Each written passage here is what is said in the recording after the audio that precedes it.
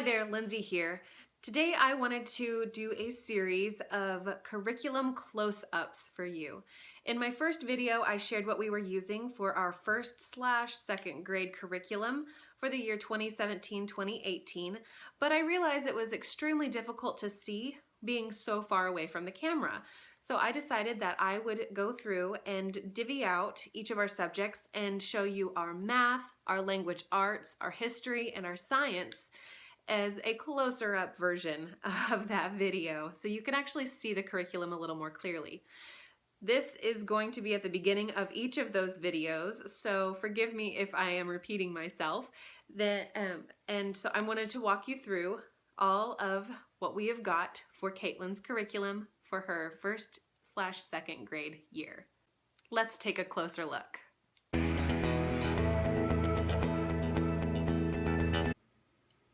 So here's our close-up of The Story of the World, Volume 2, The Middle Ages, which is the fall of Rome to the rise of the Renaissance.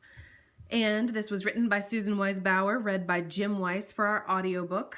This is not necessary for this entire curriculum. You can choose either the audiobook or the actual book. We actually do both because we like to listen to this. We usually have a 10 to 15 minute drive into town every time we go. So that's perfect length to be able to listen to one or two chapters or one or two sections, I'm sorry, of the audiobook, which helps us. We've got the actual storybook. And then I've got two activity guides here I want to show you. The first one is my actual activity guide that I have had cut and bound so that I could put all of the student pages into our file system. But here's what it will look like whenever you buy it. It's large, it's heavy, it's weighty. So in here you've got your table of contents, and it goes through and it's like, for example, let's look at chapter 18 here, The Age of the Crusades. It tells you what page that you're going to find the information on, as far as whether you've got what student pages you need. Like here's the student map. Your answer key to your map is on this page. Here's some activities to do within the parents guide. Here's the review card. They always have a review card at the end. And I love this about this particular activity guide. Well, all of the activity guides really, is that they go through and they give you a pronunciation guide, which with a lot of these names can be tricky because, you know, we don't often hear French pronunciation or Gaelic pronunciations or just any of those ancient pronunciations. We just don't hear those here in America very often. So having them sort of laid out for us to be able to read more easily is super helpful. So within each of these activity guide chapters, it'll go through and it'll give you some encyclopedia cross-references. We don't actually have any of these books this year. Last year we used the Usborne Book of Ancient History, which was very helpful, but I found the pages didn't actually line up. It was likely due to the fact that we had an older version of the Usborne Encyclopedia book, but it was not super on par for us. And then it goes through and you read, the objective here is that you will read the section of the storybook. So wandering through the Roman Empire, and then you'll come through here, wandering through the Roman Empire, and you will ask some review questions. And then you can go through and have a narration exercise. Now the review questions are very classical. The review question, they are not a Charlotte Mason method. So this year I'm not convinced that we will actually use those review questions, but we will certainly do narration exercises, and I do not expect my child to read, or, you know, like to have a narration that is identical to anything that is shown in the activity guide. I do expect her to share with me what she actually remembers from this portion of the story. So it goes through and it breaks it down. So you've got this section, which correlates with here. And then when you flip your pages over, you've got the fall of Rome over here. Wow, that's kind of wonky. And then you've got your fall of Rome questions over here. Let's see if we can't level this out just a tiny bit. That might help.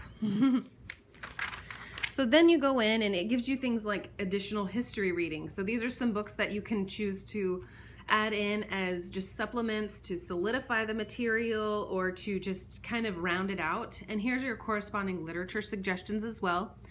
This particular school year, we have decided to go through and use the literature suggestions as our literature reading for the most part. It helps to solidify that whole time period, in my opinion, and it helps to give a common thread throughout the school year for us. And then this is really great. You've got map work. So your student page is back here. Let's find it. Come on, chapter 1.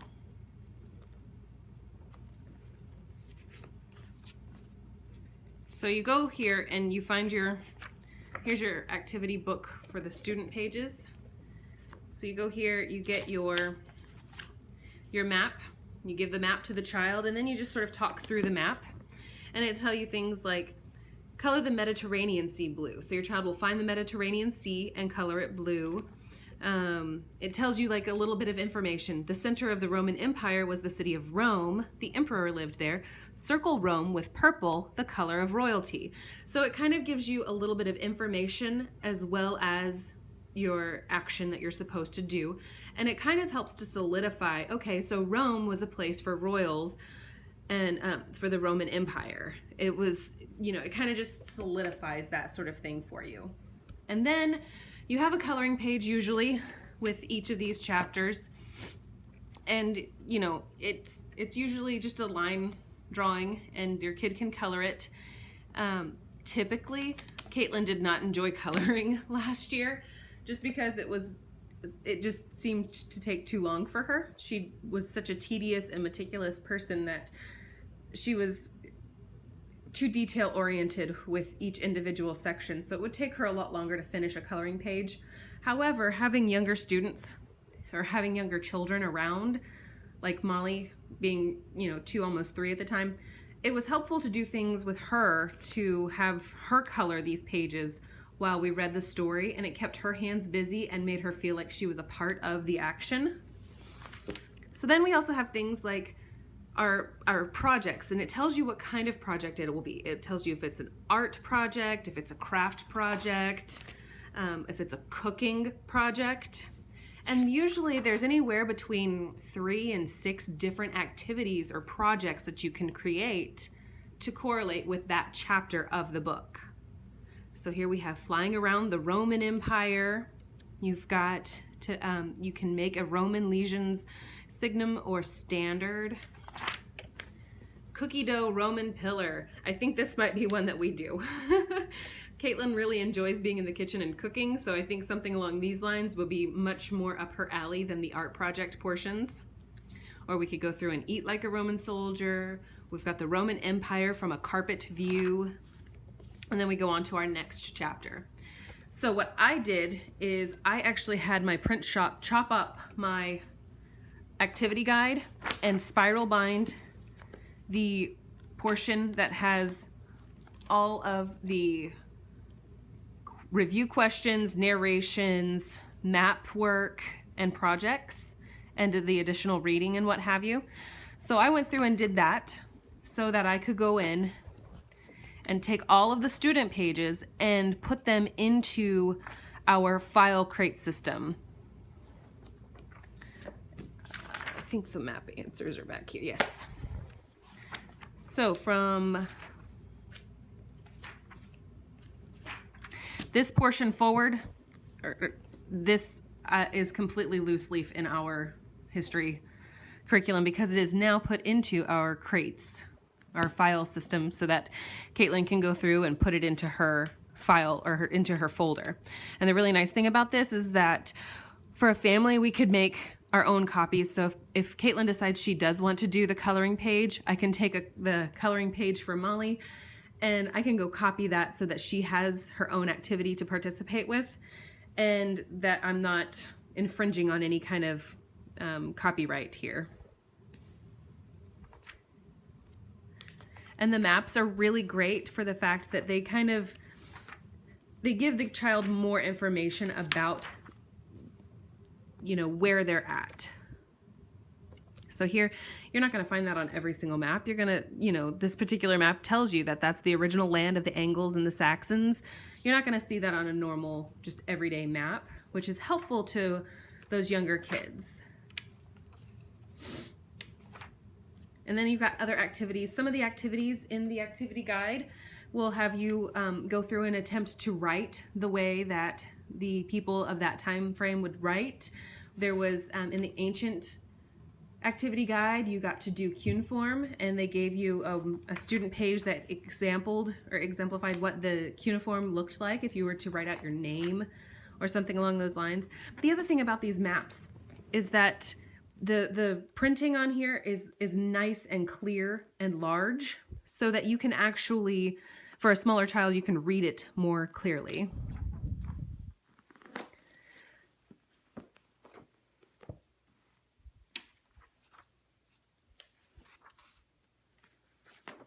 So that is the activity guide for Story of the World Volume 2, The Middle Ages, our audiobook, and our actual textbook. What we do for history is 1 day each week of our 4-day week. We go through and we read one section of each chapter, or of the chapter that we're on. So chapter 1 should only take us 2 days worth to get through. This will take us 3 days, 3 days, 4 days. And we divvy up the actual activities to make it to where we can actually do at least one activity per lesson. So that is Story of the World, Volume 2.